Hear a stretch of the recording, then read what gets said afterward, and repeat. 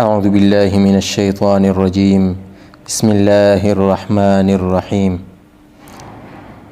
مثل الذين ينفقون أموالهم في سبيل الله كمثل حبة أنبتت 7 سنابل في كل سنبلة 100 حبة والله يضاعف لمن يشاء والله واسع عليم.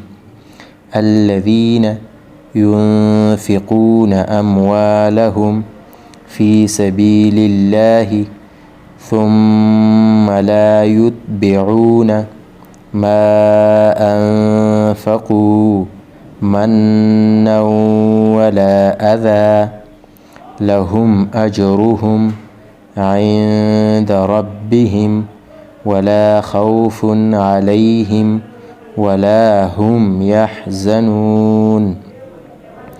قول معروف ومغفرة خير من صدقة يتبعها أذى والله غني حليم.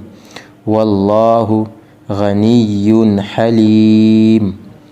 يا أيها الذين آمنوا لا تبطلوا صدقاتكم بالمن والأذى كالذي ينفق ماله رئاء الناس ولا يؤمن بالله واليوم الآخر فمثله كمثل صفوان عليه تراب فأصابه وابل فتركه صلدا لا يقدرون على شيء مما كسبوا والله لا يهدي القوم الكافرين.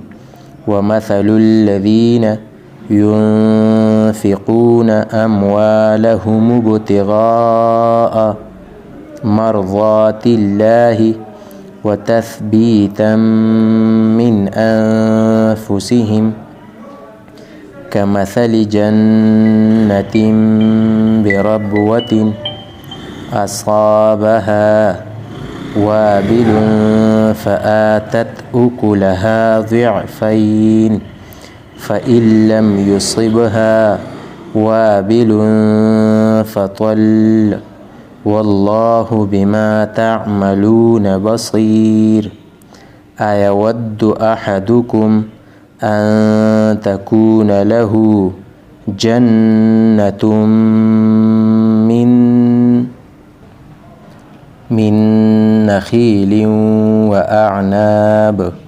وأعناب تجري من تحتها الأنهار له فيها من كل الثمرات وأصابه الكبر وله ذرية ضعفاء فأصابها إعصار فيه نار فاحترقت كذلك يبين الله لكم الآيات لعلكم تتفكرون. صدق الله العظيم.